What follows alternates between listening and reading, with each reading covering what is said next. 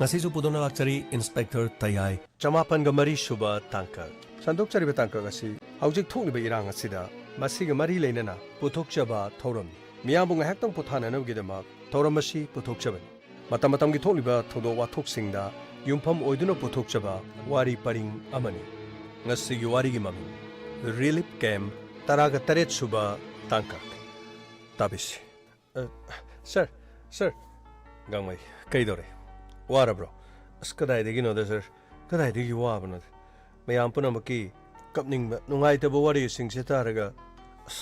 Sir Kutukulai Paraga Lan Buchaning in the sir Gamay Lan Habidudi Ahoban Ivan in a Rubus, Sweden Lakan Madugi Matam to Karam Kandalaka de Habitan Landi Sweden Lokigan Adubu Imung Manuna Panghori Besating a city Kadon the Sukak Loivanite A quick worry may am tare Tongan Mama from the Gichelapagi, you may taki bagi Mung Manunda, me kainabagi, Aduga. Relief came the Owa Kangli. Tengner keep me ampunama. I am an immediately singing Pugi Matata, Imunkan. Loinamok mayum tum no may chakiba. Kara amana mayum may di saktana. Tengner Rivalan Pamasidamo, Makui Mung Manungin Caesar Mu singer the Sena kainabagi mapong. Mayam lady sing a sida. Adugumba wari ligadaba, sir. Adugumba wari di Kuntra Mari Manga Nipu as Yamba Male, sir. Mayam Punamoxi, sir, lying in the wari sing a siluina Tangani Hayden, sir. Luina Mayam Pau Ponaber Kangi Mari Mungi missing Silacton later, sir. Gamay. Luinamak Amamam Coxabiro. Aduga, Imung Manungi me any whom you're snake. Karisukability. Sweden of Pomza Coxabiro. Pagani, sir. Som the Lapiro. Pamu. Aduga Yamba Mayabuga som the Lapiro. Imam Sioma laser. Oh, Yani. Som the Poman Biro. Stay the Chokri Mani the Hindle. Sir Sida Lady Yani, sir. Som the Langston Biro, som the Oh, Langston Biro. Oh, Hibong Kui Luxury. My Amponomaxima Pomasida Magi Tamoyo Wapomsing. Sir laying it there. What is sing a sitamning a head in a lap with the sir? A question luxury. Kushu Mung Manungi Wapom Kradan Tamjaki Haidun Habi Pabo. I don't know why Tabatomo shop what you do Tambi. Ah, Saibo. No, I worried in a tray. I'm a Pomasida Labiri in my bed. May Ampom Nama. A quiggy, think how call say. Canana Butavi Gadaban. Me Amponomakima from the Kushu Tahanzaning dinner. Like Hidrabi Chadugi Matang, the Kariguma Karadang, where a supanjaning than a laxaban. Sir Todokado Megitang or Hungimatum. Like Pakasida Todosi Hitoki Bunaha Kamarum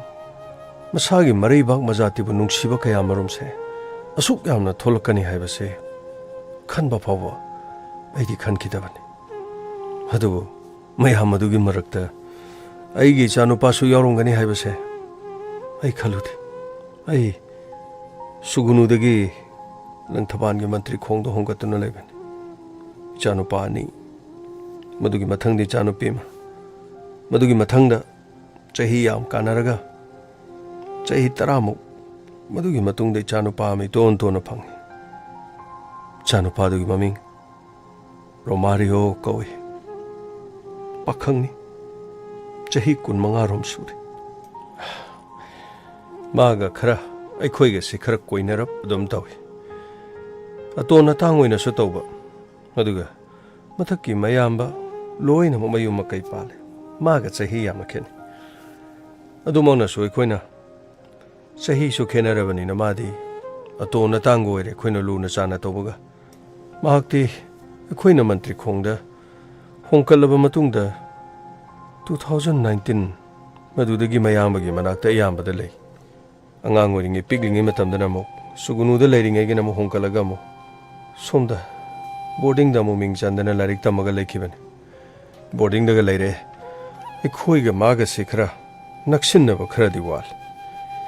Adubo, Hainen, my Odova Harriget. Maga, I guess, no matter. Pamung de Paisa to Minakiti. Sakpukama mata. Maga Paminaraga Sahapas Panglakti Masigi Kaluba the Ningsing Lubadane Tomoisi Machet Tau Mayamba ꯍꯧꯈꯤꯕꯁꯤꯡ ꯑꯩꯒ ꯑꯗꯨꯝ ꯆꯥꯛ ꯆꯥꯃꯤꯟꯅꯔꯦ ꯇꯨꯃꯤꯟꯅꯔꯦ ꯃꯥꯅ ꯑꯇꯣꯟ ꯑꯇꯥꯡ ꯑꯣꯏꯔꯒ ꯑꯌꯥꯝꯕ ꯕꯣꯔꯗꯤꯡꯗ ꯃꯇꯝ ꯈꯔ ꯂꯩꯈꯤꯕꯒ ꯃꯗꯨꯗꯒꯤ ꯃꯍꯩ ꯃꯁꯤꯡ ꯕꯣꯔꯗꯤꯡꯗ ꯁ꯭ꯀꯨꯜꯒꯤ ꯊꯥꯛꯁꯤ ꯂꯣꯏꯔꯛꯄꯗꯒꯤ ꯃꯗꯨꯗꯒꯤ ꯃꯊꯪ ꯃꯍꯩ ꯇꯝꯃꯛꯄꯗꯒꯤ खरा लेरगदी 2019 मागी पोखफम लमदम मागी हौरकफम मदुगा अैगी चानुपा याय मदुना सुगुनुदा लेहौइ माना मैगी थबक अमसु तौबगा मफम मदुदा इमौ नुपी इशुसिंग अदुगा पुन्ना दुम लेरे अखोइना मफम मदुदगा लेरंबगा मादी मफम मदु कया थादोक निंगद्रबजान मफम मदुगी हवा नुक्सित लेफम चाफम मरुप मपांग सुगुनु हाइबसे लेबदे यामना नुंगाइबा वाता पादबा मफम अमन मफम मदुदा महाक अदुम लई ममागा ngayak leitang halita wari sanabasu phone do wari sanabadu minute ama hekta phadi wari khara sanaraga thabak leire hara pat hekta kakki aiga wari sanarabasu dumonga leiri tauri hoi pat hekta thamki minute ani hom phaminaraga wari sanaba yumdaga leminadre nung phadok somda yumda laga wari watai sanarabasu pangkui kuin hekta phangti फट Laramie फट चटकी अखोइगे हेक वारी वताई सानरगना खरा ngurunga तौ मयामगे हेक वारी सानरबदी नोफेट तौदना मागा लोइनबदा यानदबा मी मत लेथि अदुबो चही खरा सिमाना मयामगी मनाक दुद लेखिबदुदगी अखोइगे लेमिनबदी यामना फंखिद्रब अदुना हौजिकसु महक लेइत्रे हाइबसे करिगुम मतमदे युमदा फट लाउना चंगकपदो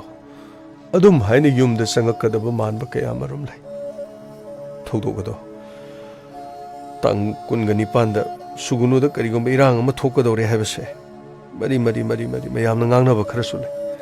पीस कमिटी अमा सेमगा मफम अदुदा खुद थानदबा मैतैगा कुकीसिंगा लान तौनदबा हाइबा वाफमदा फावबदि यानारगा लेखिबदा मफम अदुदा करिगुम इरांग खरदी थोकदौरे हाइबसे निम्बु अदुम ngangnaki अदु मपु मफम अदुदा मयामसु लेबनिना करि तौरुनेगे इरांग हौदा हौरगना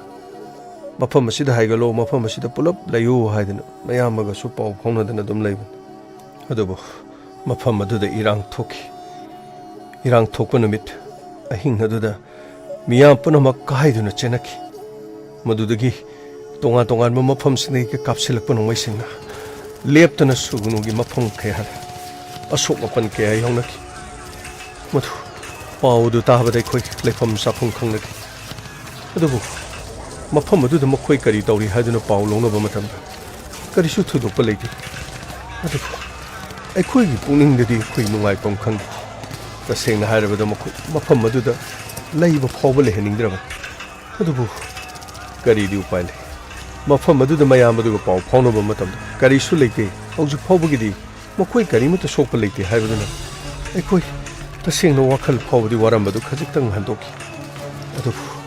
मफम कयादा मिकअप मिराउ मफम अदुदा असोपन कया यौनखिबदना थौदोक अदुगी मतुंगदा मथंगी नुवानदा अहिंग चुपदा मियाम पुनमना खोसाउनबदि मफम अदुदा तोंगान मनाहा कया मरम सुगुनु तमना थोमजिनखि मियाम पुनमक मफम अदुदा किरि इनखि मदुगी पाउ अदु लेबदगी अइना मंगोंदा कॉल तौखि अय रियो ताब्रा रियो कइगबो नति हौजिपु मफम अदुदि इरांग थोयदु कमदोरगे तपौं कस्तौदे अखोइ अदुम लै मी बुदि याम थोमजले अतै मफम क्यादि अइ थमगे पौं कइनो ngaइखोने अमुक तो वारी सानगिसिने यारे सोमदा इरांग कलेबा थमगे पौं असुमना वाही खरा हाइनरगा फोन हेक्ता थमखि मसी महाकि हाइनबिनि इरांग लेत्रबा सुमागा वारी सानबा मतमदा अखोइगा वारी सानबसि कोइबगुम्बा मोंग अमा हेक तौइ मदुगी मतुंगदा पाउसि मथंग तारकपदगी खरा थेंगजलकपा मतमदा मंगोंदा मु मागी ममाना मु कॉल तौखि अय रियो कयगिमा नति तारिबा पाउसि करिनोने हा नखोइबु चाथोक खोतोकप्रो अस इमा कैसु तौदिसे कैथेलदा मी याम लाई इरांग यामना कलेबा अखोइ कैसु चाथोकि युमदा दुम लै है वारी ngakta sanagi singai ko phone thamkinu as yareba hojik irang yamna kaleba ai kona harke ai thamagi horen kona harke ꯑꯁꯨꯝꯅ ꯃꯃꯥꯒ ꯋꯥꯔꯤ ꯁꯥꯟꯅꯕꯗꯁꯨ ꯉꯥꯏꯍꯥꯛꯇꯪ ꯋꯥꯔꯤ ꯁꯥꯟꯅꯔꯝꯂꯒ ꯐꯠ ꯂꯥꯏꯟꯗꯨ ꯀꯛꯂꯒꯅꯦ ꯃꯥꯒꯤ ꯍꯧꯅꯕꯤ ꯍꯦꯛꯇ ꯇꯧꯈꯤ ꯃꯗꯨꯒꯤ ꯃꯇꯨꯡꯗ ꯈꯔ ꯃꯇꯝꯗꯨ ꯊꯦꯡꯖꯤꯜꯂꯛꯈꯤ ꯊꯦꯡꯖꯤꯜꯂꯛꯄ ꯃꯇꯝꯗꯗꯤ ꯏꯁꯥꯗ ꯍꯥꯏꯐꯦꯠ ꯆꯤꯡꯅꯕ ꯀꯔꯤꯒꯨꯝꯕ ꯑꯃꯗꯤ ꯐꯥꯎꯏ ꯃꯐꯝ ꯑꯗꯨꯗ ꯏꯔꯥꯡ ꯍꯧꯗꯨꯅ ꯂꯩꯔꯒ ꯀꯔꯤ ꯇꯧꯔꯝꯒꯗꯕꯅꯣ ꯀꯔꯤ ꯊꯧꯗꯣꯛ ꯊꯣꯛꯂꯝꯒꯗꯕꯅꯣ ꯍꯥꯏꯗꯨꯅꯅꯦ ꯂꯩꯐꯝ ꯆꯥꯐꯝ ꯈꯪꯗꯅ ꯑꯗꯨꯃꯛ ꯂꯩꯈꯤ ꯃꯇꯝꯗꯤ ꯁꯨꯝ ꯊꯦꯡꯖꯤꯜꯂꯛꯄꯗꯨꯗ ꯀꯔꯤ ꯇꯧꯔꯝꯒꯗꯒꯦ ꯍꯥꯏꯅ ꯁꯨꯝ ꯈꯜꯂꯤ ꯃꯃꯩꯊꯪꯗ ꯃꯤꯌꯥꯝꯅ ꯁꯨꯝ ꯉꯥꯡꯅꯔꯛꯄꯗꯒꯤ ꯑꯩꯈꯣꯏꯗ ꯄꯥꯎ ꯌꯧꯔꯛꯈꯤ ꯃꯗꯨꯗꯤ ꯅꯨꯡꯊꯤꯜꯒꯤ ꯃꯇꯝ ꯑꯗꯨꯗ ꯅꯥꯖꯔꯦꯠꯀꯤ ꯑꯗꯣꯝ ꯁꯥꯏꯠꯂꯣꯝꯗ ꯅꯍꯥ ꯃꯌꯥꯝ ꯆꯪꯁꯤꯟꯈꯤꯕꯗ ꯅꯣꯡꯃꯩ ꯀꯥꯞꯂꯛꯄꯗꯒꯤ ꯅꯣꯡꯃꯩꯅ ꯄꯥꯜꯂꯤꯕꯁꯤꯡ ꯑꯗꯨꯒꯤ ꯃꯔꯛꯇ ꯔꯣꯃꯥꯔꯤꯌꯥꯁꯨ ꯌꯥꯎꯔꯦ ꯍꯥꯏꯗꯨꯅ ꯑꯗꯨꯕꯨ ꯋꯥꯐꯝ ꯑꯁꯦ ꯃꯌꯦꯛ ꯁꯦꯡꯅꯗꯤ ꯈꯪꯗꯦ ꯑꯗꯨꯕꯨ ꯃꯐꯝ ꯑꯗꯨꯗ ꯆꯪꯕ ꯌꯥꯎꯔꯨꯕ ꯅꯍꯥꯁꯤꯡꯅ ꯔꯣꯃꯥꯔꯤꯌꯣ ꯅꯣꯡꯃꯩꯅ ꯄꯥꯟꯗꯨꯅ ꯃꯐꯝ ꯑꯗꯨ ꯂꯩꯍꯧꯏ ꯍꯥꯏꯕ ꯋꯥꯐꯝꯁꯤ ꯅꯤꯝꯕꯨ ꯉꯥꯡꯅꯔꯛꯈꯤ ꯑꯗꯨꯕꯨ ꯀꯌꯥꯃꯨꯛ ꯌꯥꯝꯅ ꯆꯨꯝꯂꯕꯅꯣ ꯁꯦꯡꯂꯕꯅꯣ ꯈꯪꯒꯦ ꯍꯥꯏꯗꯨꯅ ꯑꯩꯅ ꯏꯆꯥꯅꯨꯄꯥ ꯌꯥꯏꯃꯗ ꯀꯣꯜ ꯇꯧꯈꯤ ꯅꯪꯕꯨ ꯇꯥꯕ꯭ꯔꯅꯦ ꯅꯪꯕꯨ ꯀꯗꯥꯏꯗ ꯂꯩꯒꯦ ꯄꯥꯕꯨꯡ ꯀꯔꯤ ꯇꯧꯔꯒꯦ ꯑꯩꯗꯤ ꯍꯧꯖꯤꯛ ꯄꯣꯁ ꯀꯥꯔꯤ ꯄꯣꯁ ꯀꯥꯕ ꯅꯠꯇꯦꯅꯦ ꯑꯁꯣꯝꯗ ꯊꯣꯛꯂꯤꯕ ꯏꯔꯥꯡ ꯑꯗꯨꯗ ꯅꯅꯥꯎ ꯅꯨꯄꯥꯗꯨ ꯌꯥꯎꯏ ꯍꯥꯏꯕ꯭ꯔꯥ ꯃꯥꯕꯨ ꯁꯣꯛꯏ ꯍꯥꯏꯕ꯭ꯔꯥ ꯀꯩꯅꯣꯝ ꯍꯥꯏꯅꯦ ꯅꯠꯇꯦ ꯑꯩꯈꯣꯏꯗꯤ ꯒꯥꯔꯤꯁꯨ ꯂꯩꯇꯦ ꯀꯔꯝꯍꯥꯏꯅ ꯇꯧꯅꯤ ꯂꯝꯕꯤꯁꯨ ꯏꯔꯥꯡꯅꯤꯅ ꯍꯧꯖꯤꯛꯇꯤ ꯆꯠꯊꯣꯛ ꯆꯠꯁꯤꯟꯗꯒꯤ ꯍꯧꯔꯒ ꯉꯥꯏꯈꯣꯅꯦ ꯅꯈꯣꯏꯕꯨ ꯄꯥꯎ ꯑꯃꯨꯛꯇ ꯂꯧꯅꯦ ꯌꯥꯎꯔꯝꯃꯣꯏꯗ ꯄꯥꯕꯨꯡ ꯃꯥꯗꯤ ꯀꯩꯗꯧꯕ ꯌꯥꯎꯗꯣꯏꯅꯣꯅꯤ ꯑꯩꯅ ꯌꯨꯝꯗ ꯂꯩꯌꯣꯅ ꯍꯥꯏꯔꯝꯕꯅꯤ ꯃꯥ ꯌꯥꯎꯔꯝꯃꯣꯏꯗ ꯃꯤꯅ ꯍꯥꯏꯔꯛꯄꯅꯤꯅꯦ ꯆꯨꯝꯃꯤ ꯆꯨꯝꯗꯦ ꯍꯥꯏꯕꯗꯨꯗꯤ ꯈꯪꯕ ꯐꯠꯇ꯭ꯔꯅꯦ ꯅꯪꯕꯣ ꯄꯥꯕꯨꯡ ꯑꯩ ꯄꯣꯁ ꯀꯥꯗꯨꯅ ꯂꯩ ꯑꯩ ꯃꯁꯤꯗ ꯂꯣꯏꯁꯤꯟꯈꯤꯒꯦꯅ ꯇꯧꯕꯅꯤ ꯐꯔꯦ ꯄꯥꯕꯨꯡ ꯑꯩ ꯉꯥꯏꯍꯥꯛ ꯂꯩꯔꯒ ꯑꯩ ꯍꯥꯏꯖꯔꯛꯑꯒꯦ ꯑꯗꯨꯕꯨ ꯏꯆꯥ ꯌꯥꯏꯃꯅ ꯉꯥꯏꯍꯥꯛ ꯂꯩꯔꯒ ꯍꯥꯏꯔꯛꯀꯦ ꯍꯥꯏꯕ ꯋꯥꯐꯝ ꯑꯗꯨꯒꯤ ꯄꯥꯎ ꯌꯨꯝꯗ ꯌꯧꯔꯛꯈꯤ ꯄꯥꯎ ꯑꯗꯨ ꯆꯨꯝꯂꯦ ꯍꯥꯏꯕ ꯈꯪꯂꯛꯈꯤ ꯑꯗꯨꯕꯨ ꯏꯆꯥꯅꯨꯄꯥꯒꯤ ꯊꯋꯥꯏ ꯌꯥꯎꯗ꯭ꯔꯕ ꯍꯛꯆꯥꯡ ꯃꯐꯝ ꯑꯗꯨꯗ ꯅꯥꯖꯔꯦꯠꯀꯤ ꯃꯐꯝ ꯑꯃꯗ ꯇꯥꯗꯨꯅ ꯂꯩꯔꯦ ꯑꯗꯨꯕꯨ ꯃꯐꯝ ꯑꯗꯨꯗ ꯁꯨꯒꯨꯅꯨꯒꯤ ꯃꯤꯌꯥꯝ ꯄꯨꯝꯅꯃꯛꯅ ꯆꯪꯁꯤꯟꯗꯨꯅ ꯂꯧꯊꯣꯛꯄ ꯉꯝꯕꯒꯤ ꯊꯧꯅꯥ ꯂꯩꯇꯦ ꯃꯔꯝꯗꯤ ꯃꯈꯣꯏꯅ ꯇꯥꯗꯨꯅ ꯂꯩꯔꯤꯕ ꯃꯐꯝ ꯑꯗꯨ ꯑꯇꯠ ꯑꯈꯝ ꯂꯩꯇꯅ ꯃꯐꯝ ꯑꯗꯨꯗꯒꯤ ꯆꯤꯡꯊꯛꯇꯒꯤ ꯃꯐꯝ ꯃꯔꯥꯡ ꯈꯪꯗꯕ ꯃꯐꯝꯗꯒꯤ ꯅꯣꯡꯃꯩꯅ ꯀꯥꯞꯇꯨꯅ ꯂꯩꯕ ꯃꯐꯝ ꯑꯃ ꯑꯣꯏꯈꯤ ꯑꯩꯈꯣꯏ ꯃꯤꯆꯝꯗꯤ ꯂꯥꯏꯔꯗꯅ ꯄꯨꯂꯤꯁ ꯊꯥꯅꯥ ꯑꯗꯨꯒ ꯄꯦꯔꯥꯃꯤꯂꯤꯇꯔꯤ ꯐꯣꯔꯁꯁꯤꯡꯅ ꯃꯐꯝ ꯑꯗꯨꯗ ꯆꯪꯁꯤꯜꯂꯒ ꯇꯥꯗꯨꯅ ꯂꯩꯔꯤꯕ ꯑꯁꯤꯕ ꯍꯛꯆꯥꯡꯁꯤꯡꯗꯨ ꯂꯧꯊꯣꯛꯄ ꯉꯝꯕꯒꯤ ꯊꯧꯅꯥ ꯂꯩꯈꯤꯗꯦ ꯑꯁꯨꯝꯅ ꯅꯨꯃꯤꯠ ꯑꯗꯨ ꯌꯥꯝꯅ ꯋꯥꯅ ꯈꯥꯡꯈꯤ ꯃꯐꯝ ꯑꯗꯨꯗ ꯆꯠꯅꯤꯡꯈꯤ ꯑꯗꯨꯕꯨ ꯂꯧꯊꯣꯛꯄ ꯌꯥꯗ꯭ꯔꯕ ꯍꯛꯆꯥꯡ ꯑꯗꯨ ꯀꯔꯝꯅ ꯂꯧꯊꯣꯛꯀꯅꯤ ꯃꯗꯨꯒꯤ ꯋꯥꯈꯜ ꯑꯗꯨꯗ ꯑꯩꯈꯣꯏ ꯃꯤꯌꯥꯝ ꯄꯨꯝꯅꯃꯛ ꯈꯟꯅ ꯅꯩꯅꯗꯨꯅ ꯂꯩꯈꯤ ꯂꯩꯄꯥꯛ ꯑꯁꯦ ꯑꯗꯨꯛꯀꯤ ꯃꯇꯤꯛ ꯁꯣꯟꯕ ꯑꯣꯏꯔꯦ ꯂꯩꯄꯥꯛ ꯑꯁꯦ ꯑꯩꯈꯣꯏꯕꯨ ꯉꯥꯛꯂꯤꯕꯁꯤꯡ ꯑꯁꯦ ꯑꯗꯨꯛꯀꯤ ꯃꯇꯤꯛ ꯊꯧꯅꯥ ꯂꯩꯇꯕ ꯑꯣꯏꯔꯦ ꯍꯥꯏꯕꯁꯦ ꯃꯇꯝ ꯑꯗꯨꯗ ꯈꯪꯈꯤ ꯑꯁꯨꯝꯅ ꯃꯐꯝ ꯑꯗꯨꯗ ꯏꯆꯥꯗꯨ ꯅꯣꯡꯃꯩꯅ ꯄꯥꯟꯗꯨꯅ ꯂꯩꯍꯧꯔꯦ ꯍꯥꯏꯕꯅꯤ ꯃꯍꯥꯛ ꯁꯤꯗꯨꯅ ꯂꯩꯍꯧꯔꯦ ꯍꯥꯏꯕꯗꯤ ꯅꯠꯇꯦ ꯑꯗꯨꯕꯨ ꯃꯐꯝ ꯑꯗꯨꯗ ꯃꯍꯥꯛꯄꯨ ꯑꯣꯠꯄꯤ ꯅꯩꯕꯤꯔꯝꯒꯗ꯭ꯔꯥ ꯋꯥꯍꯪ ꯄꯥꯎꯍꯪꯗꯨꯅ ꯃꯍꯥꯛꯄꯨ ꯇꯝꯊꯤꯅ ꯃꯈꯣꯏꯅ ꯈꯨꯠ ꯊꯥꯔꯝꯒꯗ꯭ꯔꯥ ꯃꯗꯨꯒꯤ ꯈꯜꯂꯨꯕꯗ ꯏꯁꯥꯁꯦ ꯂꯩꯕ ꯌꯥꯈꯤꯗꯦ ꯑꯗꯨꯕꯨ ꯀꯔꯤꯗꯤ ꯎꯄꯥꯏ ꯂꯩ ꯃꯈꯣꯏꯕꯨ ꯂꯧꯊꯣꯛꯄꯤꯅꯕ ꯂꯩꯈꯤꯗ꯭ꯔꯕ ꯑꯗꯨꯕꯨ ꯃꯐꯝ ꯑꯗꯨꯗ ꯅꯨꯃꯤꯠ 6ꯅꯤ ꯂꯩꯔꯕ ꯃꯇꯨꯡꯗ ꯃꯈꯣꯏꯒꯤ ꯊꯋꯥꯏ ꯌꯥꯎꯗ꯭ꯔꯕ ꯍꯛꯆꯥꯡ ꯖꯦꯅꯤꯝꯁꯇ ꯄꯨꯔꯛꯈꯤ ꯑꯗꯨꯕꯨ ꯃꯐꯝ ꯑꯗꯨꯗ ꯃꯍꯥꯛꯀꯤ ꯃꯤꯔꯦꯜꯁꯪꯗ ꯄꯣꯁꯃꯣꯔꯇꯦꯝ ꯑꯗꯨ ꯉꯥꯏꯈꯤ ꯃꯍꯥꯛꯀꯤ ꯊꯋꯥꯏ ꯌꯥꯎꯗ꯭ꯔꯕ ꯍꯛꯆꯥꯡ ꯑꯗꯨ ꯑꯃꯨꯛꯇꯪꯗꯤ ꯃꯥꯏꯊꯣꯡ ꯑꯗꯨ ꯌꯦꯡꯅꯤꯡꯈꯤ ꯑꯗꯨꯕꯨ ꯃꯤꯌꯥꯝ ꯄꯨꯝꯅꯃꯛꯅ ꯃꯍꯥꯛꯀꯤ ꯊꯋꯥꯏ ꯌꯥꯎꯗ꯭ꯔꯕ ꯍꯛꯆꯥꯡ ꯑꯗꯨ ꯃꯊꯪ ꯄꯤ ꯍꯥꯏꯒꯠꯅꯗꯨꯅ ꯌꯦꯡꯅꯩ ꯑꯗꯨꯕꯨ ꯑꯩꯈꯣꯏꯗꯤ ꯌꯦꯡꯕ ꯀꯌꯥ ꯅꯨꯡꯉꯥꯏꯔꯔꯣꯏ ꯍꯥꯏꯗꯅ ꯏꯃꯨꯡ ꯃꯅꯨꯡꯒꯤ ꯃꯤ ꯑꯃꯠꯇ ꯌꯦꯡꯍꯟꯗꯦ ꯏꯆꯥꯗꯨꯒꯤ ꯃꯥꯏꯊꯣꯡꯗꯨ ꯎꯗꯕ ꯌꯥꯝꯅ ꯀꯨꯏꯔꯦ ꯑꯗꯨ ꯑꯔꯣꯏꯕ ꯑꯣꯏꯅ ꯑꯃꯨꯛꯇꯪ ꯎꯖꯒꯦ ꯈꯟꯈꯤꯕꯗ ꯃꯍꯥꯛꯀꯤ ꯃꯥꯏꯊꯣꯡꯗꯨ ꯎꯕ ꯐꯪꯈꯤꯗꯦ ꯌꯥꯝꯅ ꯇꯥꯊꯤ ꯇꯑꯣꯏꯅ ꯑꯣꯠꯄꯤ ꯅꯩꯕꯤꯔꯒ ꯁꯤꯗ꯭ꯔꯤꯉꯩꯗ ꯃꯍꯥꯛꯄꯨ ꯁꯤꯅꯅꯕꯒꯤꯗꯃꯛ ꯐꯠꯈꯤꯗ꯭ꯔꯕ ꯃꯈꯣꯏꯅ ꯑꯣꯠꯄꯤ ꯅꯩꯕꯤꯔꯒ ꯍꯥꯠꯈꯤꯕ ꯑꯣꯏꯔ ꯃꯥꯜꯂꯦ ꯀꯌꯥꯗ ꯇꯝꯊꯤ ꯑꯩꯒꯤ ꯏꯆꯥꯗꯨꯅ ꯃꯈꯣꯏꯒꯤ ꯃꯅꯤꯡ ꯊꯨꯡꯗꯅꯕ ꯀꯔꯤ ꯇꯧꯈ꯭ꯔꯒꯦ ꯃꯈꯣꯏꯒꯤ ꯁꯦꯄꯔꯦꯠ ꯑꯦꯗꯃꯤꯅꯤꯁꯇ꯭ꯔꯦꯁꯟ ꯇꯥꯟꯕꯗ ꯑꯩꯒꯤ ꯏꯆꯥꯅꯨꯄꯥꯗꯨꯅ ꯀꯔꯤ ꯍꯥꯏꯈꯤꯕꯅꯣ ꯃꯈꯣꯏꯅ ꯁꯨꯒꯨꯅꯨꯗ ꯂꯩꯔꯤꯕ ꯃꯤꯌꯥꯝ ꯄꯨꯝꯅꯃꯛꯀꯤ ꯌꯨꯝꯗ ꯃꯈꯣꯏꯅ ꯅꯣꯡꯃꯩ ꯀꯥꯞꯁꯤꯜꯂꯛꯇꯨꯅ ꯂꯥꯟꯗꯥꯔꯛꯈꯤꯕ ꯅꯠꯇ꯭ꯔꯣ ꯁꯨꯒꯨꯅꯨꯗ ꯂꯩꯕ ꯄ꯭ꯔꯖꯥ ꯑꯃꯅ ꯀꯨꯀꯤꯁꯤꯡꯒꯤ ꯌꯨꯝꯗ ꯃꯩ ꯊꯥꯈꯤꯕ꯭ꯔꯣ Yum sing the no way in a cup kibro. Kanahana lan si hoy. Kanana hana tawi have a sing maloy the puno makangli banatro. McCoy and Ningli, McCoy, short of McCoy and Tori, but the Paka do Yagadro. Way the part of a praying Saduna, Simpson, such in Boy Kayadana, Lanjatra may tasting the McCoy and Lanta, Gimaramashi Kaidunda, Kaidum the Supangoi,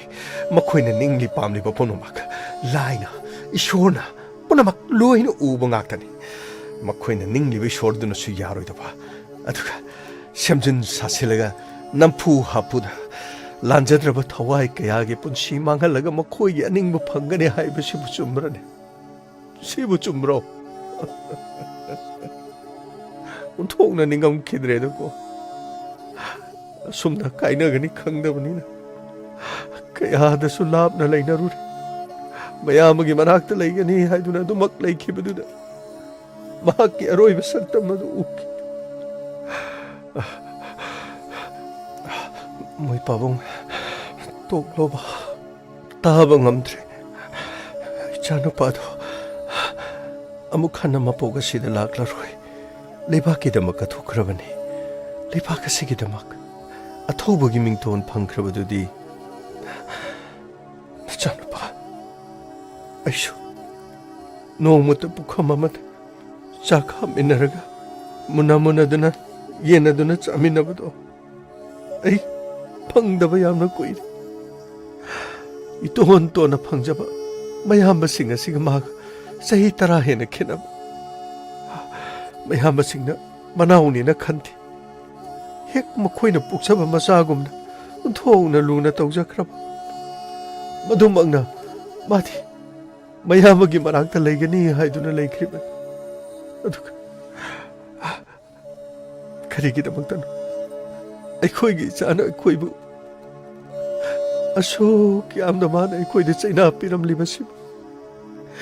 Lay minabaso pangaw di. Aroy ba may kupso uhaw di. Karigong mama na imada. Ima ay kun nga luge.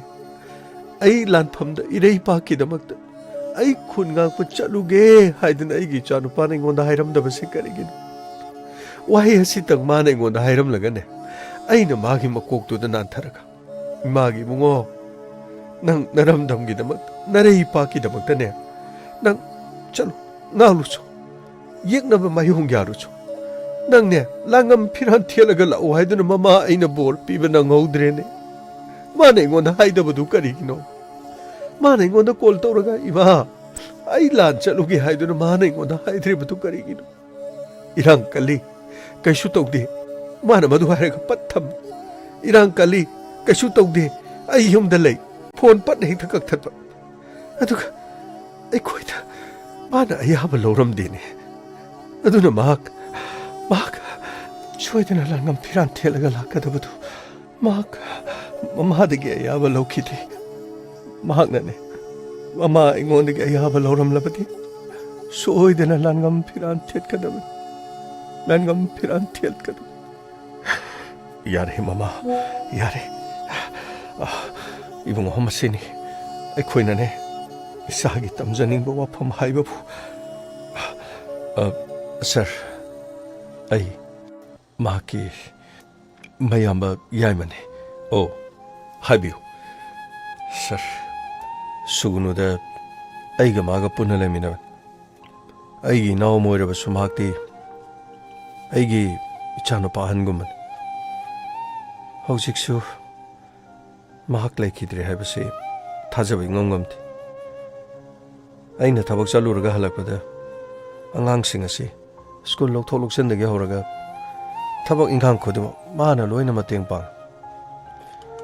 turiendagi singsing ba boiro tabak ama to boiro mahag yaudana ai tabak ama ta tawti ai khoi supuna bodi mafam adu hongatuna dum leiba ya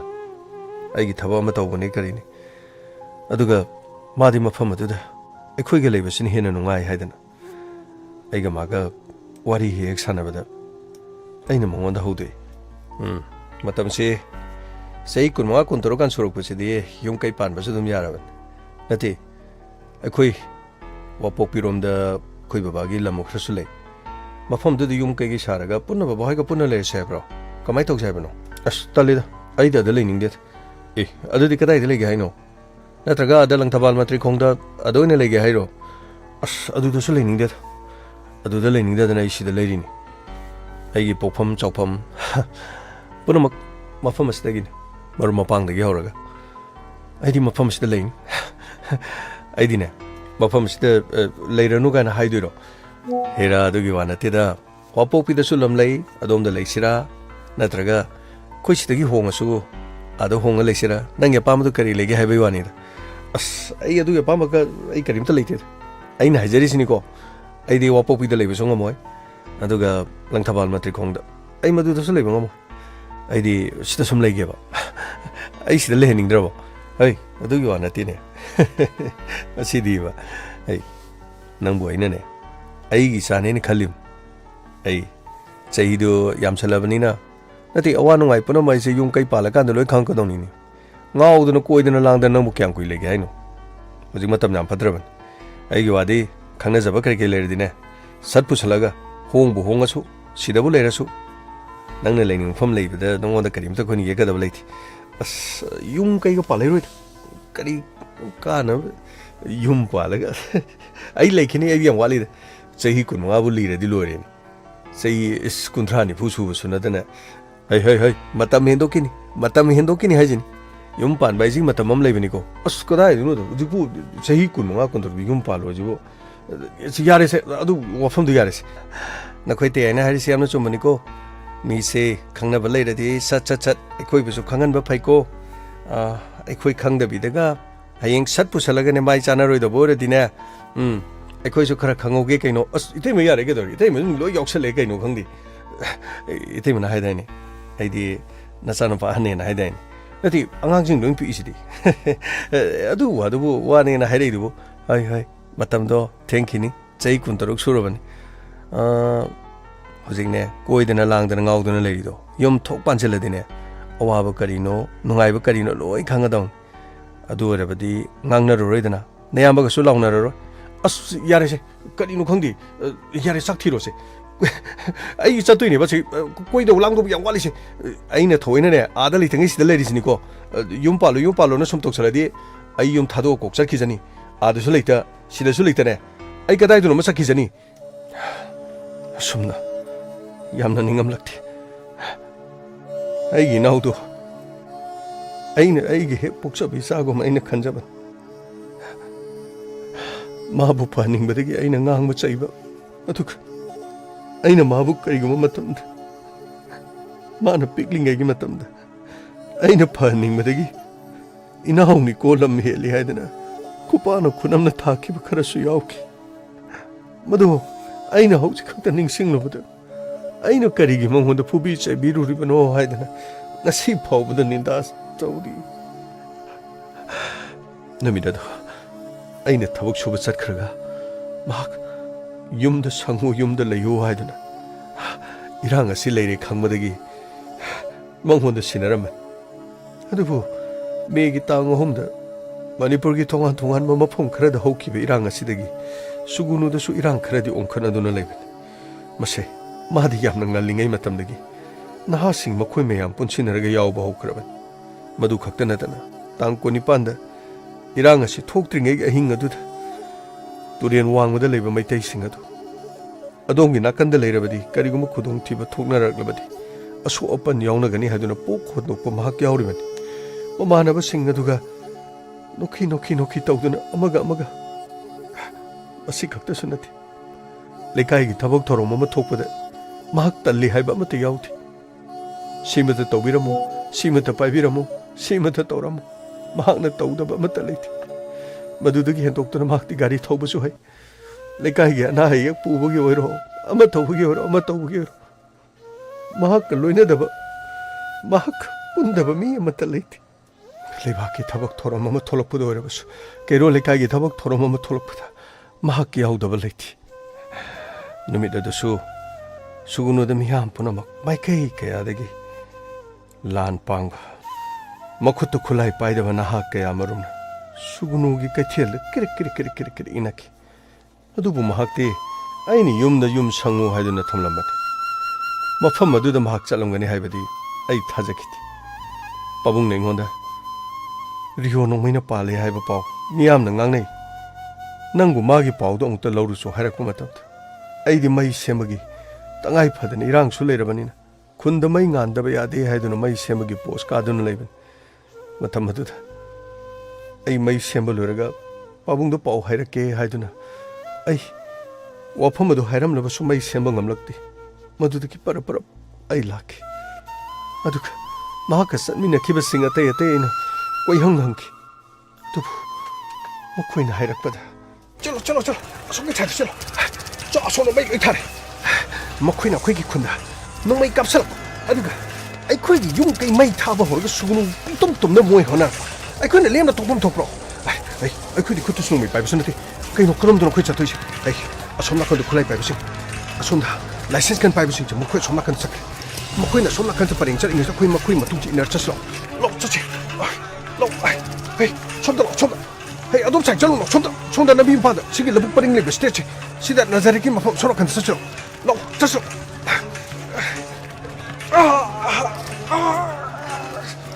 Rio,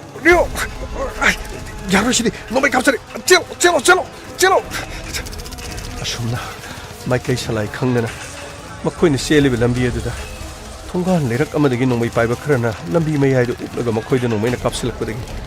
막코이 어흠마리 마파마두다 너무이나 반도나 레호키. 마두드기 마파마두드기 삼지 카이나드나. 카라 아마나 찔러봐. 카라 아마나 라북 메이아이도다 up두나 레라가. ꯑꯃꯝꯕꯒꯤ ꯇꯟꯖꯥ ꯌꯦꯡꯗꯨꯅ ꯃꯐꯝ ꯑꯗꯨꯗꯒꯤ ꯄꯥꯛꯊ ꯊꯣꯔꯛꯂꯒ ꯁꯨꯅꯨ ꯀꯩꯊꯦꯜ ꯌꯧꯔꯛꯂꯒ ꯊꯋꯥꯏ ꯍꯤꯡꯉꯧꯕꯁꯤꯡ ꯑꯗꯨꯅ ꯔꯤꯍꯣ ꯃꯐꯝ ꯑꯗꯨꯗ ꯁꯣꯛꯇꯨꯅ ꯂꯩꯍꯧꯔꯦ ꯍꯥꯏꯔꯛꯈꯤ ꯑꯗꯨꯕꯨ ꯑꯩꯒꯤ ꯏꯅꯥꯎꯅ ꯃꯐꯝ ꯑꯗꯨꯗ ꯁꯣꯛꯇꯨꯅ ꯂꯩꯕ ꯃꯍꯥꯛ ꯈꯨꯗꯛ ꯑꯗꯨꯗ ꯃꯐꯝ ꯑꯗꯨꯗ ꯆꯪꯂꯒ ꯑꯩꯈꯣꯏꯅ ꯂꯧꯊꯣꯛꯄ ꯉꯝꯕꯒꯤ ꯇꯟꯖꯥ ꯑꯗꯨꯗꯤ ꯑꯩꯈꯣꯏꯗ ꯂꯩꯈꯤꯗꯦ ꯃꯔꯝꯗꯤ ꯃꯐꯝ ꯑꯗꯨꯗ ꯂꯦꯞꯇꯨꯅ ꯅꯣꯡꯃꯩ ꯀꯥꯞꯂꯤ ꯃꯐꯝ ꯑꯗꯨꯗ ꯀꯅꯥ ꯑꯃꯠꯇ ꯆꯪꯕ ꯉꯝꯗꯦ ꯃꯤꯆꯝ ꯑꯩꯈꯣꯏꯗꯤ ꯂꯥꯏꯔꯗꯅ ꯅꯣꯡꯃꯩ ꯄꯥꯏꯕ ꯄꯨꯂꯤꯁ ꯐꯥꯎꯕ ꯃꯐꯝ ꯑꯗꯨꯗ ꯆꯪꯕ ꯉꯝꯗꯦ ꯃꯐꯝ ꯑꯗꯨꯗ ꯃꯤꯑꯣꯏ ꯀꯌꯥꯃꯔꯨꯝ ꯅꯣꯡꯃꯩꯅ ꯄꯥꯟꯗꯨꯅ ꯇꯥꯗꯨꯅ ꯂꯩꯔꯤ ꯃꯈꯣꯏꯕꯨ ꯂꯧꯊꯣꯛꯄꯤꯌꯨ ꯍꯥꯏꯗꯨꯅ ꯃꯅꯥꯛ ꯅꯛꯄꯗ ꯂꯩꯔꯤꯕ ꯄꯦꯔꯥꯃꯤꯂꯤꯇꯔꯤ ꯐꯣꯔꯁꯀꯤ ꯃꯤꯑꯣꯏꯁꯤꯡꯗ ꯍꯥꯏꯕꯗ ꯍꯧꯖꯤꯛꯇꯤ ꯅꯨꯃꯤꯗꯥꯡ ꯑꯣꯏꯔꯦ ꯍꯌꯦꯡ ꯅꯣꯡꯉꯥꯜꯂꯒ ꯌꯦꯡꯁꯤ ꯍꯥꯏꯕꯅꯆꯤꯡꯕ ꯍꯥꯏꯔꯛꯈꯤ ꯑꯗꯨꯕꯨ ꯃꯐꯝ ꯑꯗꯨꯗ ꯅꯣꯡꯃꯩꯅ ꯄꯥꯟꯗꯨꯅ ꯂꯩꯔꯤꯕꯁꯤꯡ ꯑꯗꯨ ꯀꯔꯤꯒꯨꯝꯕ ꯃꯈꯣꯏꯒꯤ ꯃꯊ꯭ꯋꯥꯏ ꯑꯗꯨ ꯍꯤꯡꯂꯝꯂꯕꯁꯨ ꯏ ꯊꯣꯛꯃꯟꯕꯗꯒꯤ ꯅꯠꯇ꯭ꯔꯒ ꯃꯐꯝ ꯑꯗꯨꯗ ꯇꯥꯗꯨꯅ ꯂꯩꯔꯤꯕ ꯑꯁꯣꯛꯄꯁꯤꯡ ꯑꯗꯨꯗ ꯃꯤꯅꯨꯡꯁꯤ ꯌꯥꯎꯗ꯭ꯔꯕ ꯃꯤꯍꯥꯠꯄꯁꯤꯡ ꯑꯗꯨꯅ ꯃꯐꯝ ꯑꯗꯨꯗ ꯀꯅꯥ ꯅꯣꯡꯃꯩꯅ ꯄꯥꯜꯂꯤ ꯀꯅꯥ ꯁꯣꯛꯏ ꯍꯥꯏꯗꯨꯅ ꯑꯃꯃꯝꯇ ꯌꯦꯡꯕ ꯂꯥꯛꯄ ꯃꯇꯝꯗ ꯑꯍꯤꯡꯕ ꯊꯋꯥꯏ ꯑꯣꯏꯅ ꯂꯩꯔꯝꯕ ꯇꯥꯔꯕꯁꯨ ꯃꯌꯥꯝꯅ ꯎꯕꯤꯔꯦꯗꯅ ꯏꯟꯇꯔꯅꯦꯠꯇ ꯎꯔꯤꯕ ꯃꯌꯥꯝꯗ ꯎꯔꯦꯗꯅ ꯑꯍꯤꯡꯕ ꯐꯥꯎꯕꯗ ꯍꯤꯡꯅ ꯃꯀꯣꯛꯇ ꯊꯥꯡꯅ ꯌꯥꯟꯕ ꯉꯝꯕ ꯑꯗꯨꯒ ꯃꯀꯣꯛꯇ ꯅꯣꯡꯃꯩꯅ ꯀꯥꯞꯇꯨꯅ ꯃꯈꯣꯏꯅ ꯚꯤꯗꯤꯑꯣ ꯅꯝꯃꯒ ꯊꯥꯒꯠꯂꯤꯕꯁꯤꯡ ꯑꯗꯨꯅꯤ ꯁꯣꯏꯗꯅ ꯏꯅꯥꯎ ꯍꯥꯠꯄꯒꯤ ꯚꯤꯗꯤꯑꯣꯁꯨ ꯂꯩꯔꯝꯒꯅꯤ ꯏꯅꯥꯎ ꯍꯥꯠꯄꯒꯤ ꯐꯣꯇꯣꯁꯨ ꯂꯩꯔꯝꯒꯅꯤ ꯏꯔꯥꯡ ꯑꯁꯤꯅ ꯃꯈꯣꯏꯗ ꯃꯤꯡꯆꯠ ꯊꯤꯒꯅꯤ ꯍꯥꯏꯕꯒꯤ ꯃꯈꯣꯏꯅ ꯂꯣꯠꯁꯤꯟꯗꯨꯅ ꯊꯝꯕꯒꯤ ꯋꯥꯅꯤ ꯑꯗꯨꯕꯨ ꯑꯩꯒꯤ ꯏꯅꯥꯎ ꯑꯗꯣ ꯉꯁꯤꯁꯨ ꯍꯤꯡꯂꯤꯕ ꯑꯣꯏꯅꯤꯡꯉꯤ ꯉꯁꯤꯁꯨ ꯂꯥꯛꯈꯤꯗꯕ ꯑꯣꯏꯅꯤꯡꯉꯤ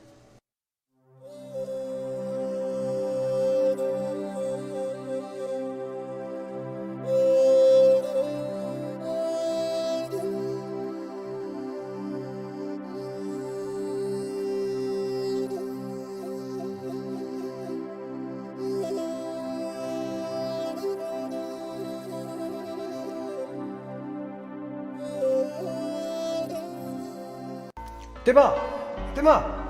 asukani no kumdrin. Oi Tema, ai tu ne duku mi ba. Ai ne, pipe tu makha dating abani. Sing magi ne. Aku kita ai do. Abta ada tingki di sing tu thara game tu hai biyo ba. Kali no khang ting asade song kumde ba. Ai sing thara ge ko. Tema ni sing wari do. Adu wada na bane. Aku kita ai do tu hai biyo. Ai sing thara ge ba. Tema, nasi di saya mana lame. Sakto, kariyam na tibiyo ko. Ai ngarang dia ada koi bisa lingi dene cak tu ningking mai dai cadra bane ba ngasi dia cak tu phajana full da sasal gane koi bisa khadam jar wapok pirom da adagi di jar wangurom da ngasi dine sirok dor sui mana bam una da biade tema cak tu khar thu nam te tiro ko priho ima khoina ada le re babung khoi so ada le hojik hauri birang chi dane yam lap lam sakon na khoi gi the na ne yam ngang bani ko adugane yaudaba yadaba tawdaba yadaba khara taw nakhudu kholai bai basu nati phatanung da thola khanda atatai ta ga dori bani ko tema ekhoi nomadi loina siga da manga tani ekhoi gi ramdam sida mapalom dagi sangsalak pami top khara ga manaraga hana gi mafam asida lerama mokoina asuk yamna thomoi piksali sibu kari peace committee ma sem khut thana gum sena han mayam tawdana pradhan mayam tawdana mokhoi gi so asogul luchingma mayam loina yauduna tawri nati mokoina to sibu chumra masidine ngamdabagi wani khutta tasing khulai amam piragane amam to panarga lamba piraga kaptharga haladine tema sibu amata giri he madu yadi ko itema wari gi wani aikhoi di ipai pugi haktakti aikhoi di mikha polaktrabani aduga asuk nungsi sanana leiri basibu nathi masi makhoina pamdrisi karigi makhoina kanaga pulaga nungai doino mafam asida asuk yamna nungai na leiri basi awada pa karino haiduna makhoina tanbi makhoina lengapta tanaga dubu micham aikhoida aduga micham kayagi punsi halaga micham kayagi mayum makai tharaga makhoigi maning thungbu phangani hairi basibu haidi nokku nongningi tema kumai se sidagi sum hinjalagane sum khangakini makhoi ya warakini makhoi ne yamna warakini tema asingani sumna aigi naunu padi chatkre amukhana laklaroi numida duda aigi naunu pagi thawai yaudra bhakcha miyamna lei chaiduna mathang woki lambi da puroppa matam aduki matik changki sugunu yorokpa matamda hanagumna nongmai kapnabadi lepkidi maikei kayadagi makharomdagi nongchuplomdagi nongpoklomdagi nongmai kaya kapki mafam aduda thorom yauba lakpa mioi kayadi mi painaki khara amadi thawai nik launabos yauki adu mabu miyamna lei katpa miyamna mahakpu ikai khumnaba utpaduna aikhoigi thamoida sakthokchabadi phauki amuk khana halaklaroi aikhoigi nauna aikhoibudi awangba thakta thambiramle adubu mahaki punsidi amuk khana halaklaro pabungna kappa matamda karigi kaplibano nachanu pa thauba poklaga athauba pokpa mama mapana bu mamittagi mapi taba hongnabra haiduna mina haiki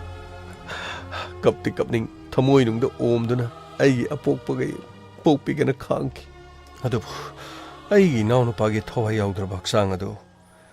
aikhoina numit tarukni chonthana phangkhibadudi warawi lengaktasu warawi manipur police tasu warawi aduga paramilitary forcing dasu warawi makhoigi mangda micham amagi punsi taaduna leiraba phawda makhoina kanba ngamdabase makhoina oiramdabadi makhoida order phangdaba oirambai makhoida matik chaba khulai leitaba oirambai adu oirabadi lamdam asida asiguma thodok uma tholokpa matamda onsinदुना मखोइना मतम चाना मदुबु कन्ननब मतम चाना लमहेन तुहेन मसिंबु वारकप ngamdrabadi lengak ama leirubagi aduga luchingba ama leirubagi karibu kanaruni mase amna penti ekoi kari soiningba leiti inau odu leikhidrabanina inau odugi dama kari su phangba su pamde inau to mon halaklaroi adu leibaki dabak chatkre leibaki damak chatkre achumani leibaki damak chatkre kaitharakraba police ki moral hanjin hanaba aikhoi meeting ama changbadi chumgani aikhoi gi leipak koidiba india poktringai de yamna ngalingi matamdagi manipur da nupi police nupi khaktagi wild sang amasung police haibase dumak leram nupi sangi wild sang asi 33 AD gi matamda pacha faida haina khangnaram निंगथौगी लोइनबी लेमरेमबी अदुना पचा फाइदागी मकोक होइरम मणिपुर द British लाक्ट्रिंगेगी मतमदा हाइबदी इंग्लिश सिंगमगा चनिपान मरफुदरागा माथोई एंग्लो मणिपुर वार ममांगदा पुलिस हाइबसे अमता लेरमदे मदुगी महुत्ता दोलाई पाबा हाइबा मिंगथोनबो कांगबु अमना पुलिस की थबक तोरम ब्रिटिश लाक्लबा मतुंगदा पुलिस हाइना ममिंग अदुमा कोनखिबनी मतम मदुदगी हौना मणिपुर पुलिस सिंगथाबा याबा थबक ngamba amasung miyamna makhoibu ikai khumnaba utpa miyamgi thabak toba kangmuri haiduna longnarami manipurna india ge saruk ama oikraba matungda su manipuri oijaba tokhaiba police manual ama phawba semalekidi haujik su assam police manual da tanglaga thabak tawribani masagi oiba manipuri oiba mong amadanati assam gi matau tamjabani मसी ओरगसु सांगलबा Manipur police की पुवारी येंगलुबदा India दा लेरिबा state सिंगी police service सिंगना तमजना फमोरम मणिपुर दसु पुलिस पर्सनल अमन खुल अमन ngakpagi चटनबी अदुमक लेरम पुलिस ऑफिसर इन चार्ज हाइबसु असुकी मतिक चाउना लौनरम अमसुंग मियामना मंगोंदा थौगलोन कयामरम उनरम मसे लेपाक असगी लोदुबु इकाई खुमनबीबदगिनी मणिपुर खुलाई पाइबा लालहौबगी इहौ लाखिबा अमसुंग खुलाई पाइबगी इहौ नमथनबा मणिपुर पुलिसना लौखिबा थौदांगसिंग अंगakpa फंगना सिंगथानिंगाई ओइनकी पुलिस ता पीबा ख्वाइदगी वांगबा अवार्ड सिंग मणिपुर पुलिसना फंगदबा चही अमत्त यावकिदि अतै ऑफिसर मयाम थबक्तगी पोथाखिबा नत्रगा सीखिबा यावरगसु हौजिक अखोइगी इरक्ति हिंगलगा थबक तौरिबा एमपीएस ऑफिसर क्या मेडल क्या लेटेंब क्या हौजिक हिंदुना थबक तौबसु यावरिबनी मणिपुर सही क्या इंग चिकना नुंगाइरबा पुंसिरोल अमदा लेरमखिबदु मतम अदुगी पुलिस पर्सनल कयाना होनबदगी मखोइगी होनजमन अदुननी हाइबिगे पुलिस पर्सनल सिंग अदुना मथौ तौबा असिमक्तबु लेंगाकि इथिलगी मखा यामना पोले निंगथीजना लोगी ओइबा थबक तौनरिबा पुलिस पर्सनल सिंगबु लेंगाकपा सिंगना मखोइगी प्राइवेट आर्म दौना सिजिनरबा अमसुंग पुलिस की ट्रांसफर पोस्टिंग अमसुंग ललोनब ओइना लौनरखदगी पुलिस की मोरल असि तपना मांगथरकलबरा हाइबसे मियामना हंगनरि मणिपुर थोखिबा सासिनब खुद थोनबगी थौदोक लिसिंग अमगा चौंगा कुनगनि पान रोमदी सुप्रीम कोर्ट ना चपखाइरबा अमसुंग Central Bureau of Investigation FIR लौखत हंदुना थिजिनबग हौरकप मतमदा मतिक मयाई सेलबा पुलिस पर्सनल कयामरुम मही मयाई चमखरेदना मखोइना तौरुबा थबकसिंग अदु करी नुंगिनो हाइबा वखल कया ngasidi phawhale मखोइना तौखिबा मखोइना लौखिबा थौदांगसिंग अदु मणिपुर लेंगाकना सुकनबीद्रेदना मखोइ मरनाई ओहले अदुगा थौदोकसिंग अदुदा चेनरिबा लानमी अमसुंग पैरामिलिटरी फोर्ससिंगिना सेंट्रल गवर्नमेंट फैगाक फैना ngakतुना मखोइगिदमक ngasisu leptuna lei मसीनी खेनबा हाइबाबु मखोइदना मतु नाम सोकप ngамandre aduga aikhoigi police personnel सिंग अदुना मंगकता थौरी थुरगा चिंगननबगी मतम ngaiduna अदुमक लेरि अदुगुमलबा पुलिस पर्सनल सिंग अदुबु साथौबु ओइरम मकोक थोंबा पुलिस नत्रगा लेंगाकपा सिंग अदुना ngasisu निंगथौगुमना हाइन हुमना पांदुना लेरि मखोइगी याकादा याथंगदा थबक तौरुबा पर्सनल कया अवाबा ngasisu नंगली असिगुमलबा तुहत पिरबा लमचत मयाम असिना मरम ओइदना मतम अमदा मंगान नाइरम पुलिस ऑफिसर क्या वॉलंटरी रिटायर लौदना मणिपुर थादोकलगा चटखिबा कयाम यामले मियाम खंगबसु यारोंगले असुमना पुलिस की मरक मोरल अदुकी मतिक हंथना लेरिंगे मरक असिदा हौखिबा मेगे अहुमदा कांगलुप की इरांग थुकने इंडिया अमुक थोखिदबा नोंमै पाइबा सिंगना खुद चंगबा इरांग अमनि हाइबसिदि मयक सेंगलबा इरांग असि नमथगदबा मणिपुर पुलिस कमांडो सिंग हौजिक्ति करिगिदमुक्ता नोंमै कापु हाइबा याद्रिबा मसिना मरम ओइरगा पुलिस हाइबसि लोगी मखादा लिंगबनि हाइबा फावबा काउथोकनोदना मियामना मखोइबु मफम कयादा खोंगोइनरक्लि मतंग असिदे खोइना पनबा याबा वफमदि मणिपुरदा थोकलिबा तंगदु लेतादबा फिबम असि मणिपुर पुलिसना लाक्सिनगदबनि मांगख्रबा मखोइगी मोरल हंगत हन्नदबा लेंगाकना थबक मयाम अमा तौबगी तंगाइ फदबा दम लेरि मखोइगी पुंसी मखोइगी इमुंग मनुंग ngakpagi थौदांग लेंगाकना लोकफम थोइ कमांडो की पर्सनल सिंग द पिरम्बा अलाउंस हंजिनगदबनि मरिबाक कन्ननबगिदमक थौना फबना हा कया कमांडो की पर्सनल ओहिनगदबनि मंगाल नायरबा पुलिस कमांडो की पर्सनल सिंग करिगी कमांडो द लेनिंगद्रिबनि लेंगाकना येंगसिनबा चुमे मखोइगी सर्विस प्रोटेक्ट तौबा अमदि मखोइदे थौना हापंगमा पुलिस ऑफिसर सिंग मथौ तारि अखोइगी मणिपुर पुलिस पु मतमगु चुनबा मोंगदा सेंगलहौद्रबदि स्टेट असिदा लेबा मियाम मणिपुर थादोक्तुना चनिंगबा हाइबदो सोइदनमकी मदुगी मतम अमा यौरकद्रा हाइजन करिगिदमक्ता तमदना मियाम पुरमुक्ता ओनसिनदना टियर गैस कापा अमदि मिचम सिंबु फुथबा ngamlaga चिंगदना करिगिदमक्ता ngamdirबनो चिंगदा कनाना करिगिदमक्ता ऑर्डर पीदबनो मणिपुर की थोखिबा थौदोक असिदा करम्बा पुलिस की मकोक थंगबना ख्वाइदगी मकोक ओइना ऑर्डर पीखिबगे नत्रगा ऑर्डर पीखिदबगे कनागी अथंगाइदुना लेखिबगे मियोय चनी हेना असी अना थोंदना नाकन अनिमक्ता अवाबा नंगलिबसि मतम अदुदा सोइदनमकी नाकन अनिमक्ता हौरिबदो अमनब हौबो ओरमसु अमनब हौबो ओरमसु पुलिस सिंगदा मदुगी ऑर्डर अदु पीदना अमा अनितंगी पुंसी मांगलमलबदि असुक याम्बा अवाना अमदि सेनमिलोंदा सोक्लिबा अमदि कांगलुप अनिगी मरक्ता नुंगसिनदबा असुक यामना थोक्लिबा सिंगसे मतम साना police सिंगदा order तौरमलबा अमदि मतिक Chaba याथंग पिरम्बा तारबदि मखोइना लाक्सिलमगदबनि अदुबु करिसु नतबा जिम्मै थाखिबगिदमक थौना फरबा commando Singh अदुबु मतौ करमना मियाम अदुना परेंग Sana चलहलगा मखोइगी तुंगदा ngangningba tahidaba wahi kayamrom haiduna makhoibu karim kathainaduna lakna khiban numit adudagi pangkan kanadana supna tangi numit mari mangani lerga irang asi tholakibani yadi haiba ma khanghalamlabadi maitei oisanu kuki oisanu aran babu tawrabadi yadi haibadu matam chana police commando singda madugi order singa du piram labadi ngasi tholiba thodok singa si tholam daba su yai maram asina police singbu thongna phanba madi ma thongna hapa tangai phadaba lai masi khakta natana makhoi makhoi gi punchibu ngak senba makhoi da matik saba allowance pidina asiguma lepak ki asoiba torok pasingbu matam sana mangak thudek nana bagi damak matam sana warak nana ba yathang piwa bai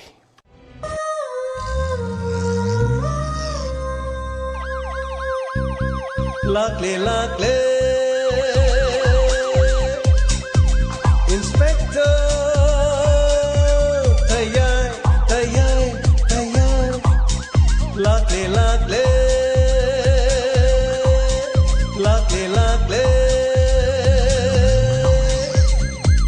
Inspector Tayai Uthanaba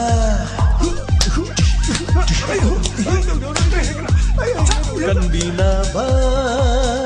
Thank you sir Welcome Uthanaba Kanbinaba Inspector Tayai Anana thagacharing asigi Inspector Tayai asigi tangkak tabiri basing mayamna kari phobi bage domdo thamoida phobi ro wakalon sing khajik tang tetang na pabagi tanja logjage matam thengabani na mayam comment sangna pajadre relief camp manung dala aga relief camp gi awaba wari mathang khara tabikre masigi mathang da wari asimi yam da tamba yana na bagi da mai khoi wakal na saga chaba imung manung gi mioi singa police ki team maduga laklaga wari sabagi tangkak simana khoin hapchan jaba tangkak ni masina drama ni haijaba ta eduga manunggi yanglen saru du chaliba wari sina imung manungna tamba wari singdagi lokthok jaba wafam singakten hariba singa si dum pauche da duga tay social media influencer singdagi dum tabiramgani but adubo ekhoina amuk dramatize kar tawba wari si miyamgi thamoi da chuna nabagi damakta ekhoina tamjaban adu eba tarabadi ekhoigi imung singda kyam wari thodo se de imung manung da kayamuk yamna china phangli relief camp da kamdauri ponomak singa si mayamda khoi khangna nabagi dam khongthang lepa leite changchan khigani adumak tau khigani aduga aikhoi kisu relief camp da mateng pangba awana da mateng pangba sugumba awaba nang horoba sing da mateng pangba leptuna da muksa thakini aduba nukti gi di khoina hariba se mateng pangba ngamte samna hariba da ngarang nahan sankar gi laing na bai mateng mu pangjarure khara leiraga mo khundrak panggi prem da mu pangjarure mase gap khara lei hayeng sum pang hangje sum pang masem su pang torodi khainarak pa thabang ni na ngamdaba haiba tai aduga pangning bagi jati kari haruni aikhoi mangna kuberu ramadi adum pangadawa mayam so ju pangbi de yengbi de adagi khongkho tek pa tatai oide mayam adum tabiramgane ba sigi wahai mayam se khoi tabang ngamde yam seng haira kan aduna hari ba sing asi khoina kari gi damakta tamjari bano hai kan khoi amata oina changchana bane adun mangna ni so thank you so much hanana khoina mayam da takchabagi wa leite tamjaba khaktani adana wari sing asi taminaraga khoi punna koi mateng pangmina se ngam khara tang pangdre dana mayam khut tingthok pangamdre dana wahi duna adom na thumbs up amtang tawbiu aduga like amtang nambiu lore se khaktan lupa kayam aduga paisa kayam haibagi wa karim ta leite tawjari du da khuthangat pira lore adum hona jage dum khoi tawjage aduga ekhoi yaudre na mayam dum tawbi bayam yauri adum tawbiu thank you so much sagachari asigi comment pipira ko amani dang tentana pajagi ranibla thagachari asigi story lil kem gi fazai ta pire aduga madam bemola thagachari tayagi wari lil kem taratre suba yamna fazai yamna sunuk simita gi pita khiba khangode sargi fansida phaboi ta pire thagachari mayam so phaboi minasi koina mi oina pokli base masigi damaktani mi oigi oina polabani na wana da koina lebak ki da mai koina thodang ya bai base koi pok phadi gaur khrabani police singi thongna fan gi hairagadi masa police oigi haina changwada paya sel singna piba slim madugi thabak to amani hoi chomi ko adu so slim aduna mathawna leibana ha khanga dawne mathawna yam leiba lebaki da makhan bai batai adu mathawna leiba paisa pidana khalaga so changraga slim order tawthadradi yaroi aduna aroibada ina thamjariba wafam singse araiba wafam din nate mase taseng haira kanda lepak si gandak thokiba thodok se police ta karigum order piramba taradi irang se sungthok thomoi aduga order pi da badu kanano order pi drisina karigino karigi damakta jimmai thadokra matung da mafam madu ta yam kraba police sing thaido ga karigi thongkibano madu inquiry torokanda thijala kanda kari lege du yang bai mathok tai irang adugi horokpam mafam da karigi dama adugi amba police force sing karigi damakta leiram da bro chauba chau kraba district ama haiba tai hari mafam du karigi damakta lekhi da bano haiba se koi khana ningai oiri bo aduna ama boire mi halu haiba wadi nate aduna ILP gi thodok tholok ki matam da ILP gi so da lok keno da koi gi bidhan sabha da pass tore haiba matam da chosampur da irang horokhi matam du da palamale ngak na mi nipan mapan phata phata tum ta khi madu irang adu laksin ki madu karigum matam da koi meitei na horome har so meitei manga turuk ngasi wanar mi ba kun amaga amaga changnaram ba ya da basing ase so yamna thom da basu yai so thagachari hana na ma boire hauji irang si loidri nongmai kapsile habagi paw no bo paw lai hujik update ta mafam khara da hujik nongmai kapsile habagi inau no ba yang go pin ta bam pham sing da lai so idana tamin rakhini so wari kari ma to loidri aduna ne khoina relief camp haina maming thola khana so khrba na karba le ho ki dar khoi ki so khrba sing adu imong gi wari mathang jata jarai si khamina khisi tamina khisi taning da ba to bi ganu tasin biu adona suta taning da wari do tasin bi rogane adomna taning ga da mi manga kaktang da mi manga khala share to biramo wari si link si lor ga mi manga kaktang da thabiram adomna taning da sune makhoi manga khangna taning ga kanda soidena maki awana da mateng pangbi wakal thorok pi ai yamina se kana ba phangdra su kaimta mangba leite ab aduna ekhoi ahing bane khoi asi bana te hing ne khoi sigum se now we are living akhoi ahing buji bana dro adu hargadi ahing ba khoi na lekhidrabagi karikum khari tawi yadro imung manung sing do khoi karikum khari tawi yaina aduna ni suguno da su pangong no mosin kraba inaoma chama nevi gi mafam da imung manung da khoi ngamjaba mateng pangba chatkadori hari badu da adongi yamdrasu only 1 rupees somna tagi 1 rupees ngamdre dana adona mi manga khaktang da serial se links mi manga khaktang da thabiram makhoi ni yengadi lupa amtang lakpa su yai so lupa mayam da ponsilaga se lakpa revenue danani pukchen manaba kharaga ne khoina ngamnaba makhoi imung odu milu pirang khajikta su tei thongna ba hingbada paisa changi paisa yaudaba yade paisa changi hinglamba sing odu imung manungi daita lorami makhoi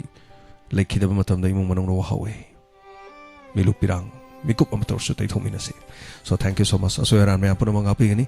ada kumar ji thank you so much ngasi episode amna nuksi jana kya su fawi tabada nuai je wari se tapile thank you so much laiman sunita wari se nuksi tabada natapire asalata devi thank you so much Sing wachumba mayam se tan bibagi tamang tapiri Abdullah thank you so much tagachari Islam once again